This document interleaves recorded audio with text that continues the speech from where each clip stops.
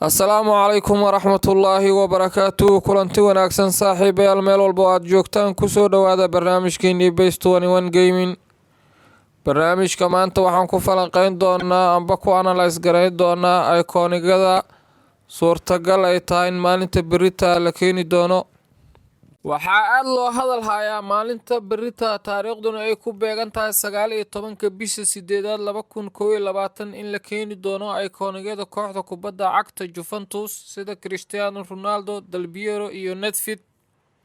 dhalinyaro badan oo xiiseysa amba ciyaarta Base 21 Gaming ayaa sugila inay arkaan maalinta berita Juventus oo iconic ah, waxaana macquul ah inaanaba la keenin.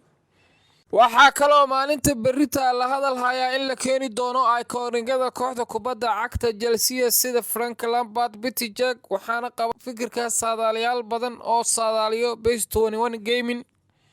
ugu dambeyntii waxaa maalinta berita ay macquul tahay in la keeno ikoonigada Bayern Munich, waxaana maalmahan dambe la wada sugayay ikooniyada Bayern Munich sida Ramungo iyo Beckenbauer, waxaana suurtagal ah in maalinta berita lagu soo daro ikoonigada la keeni doono.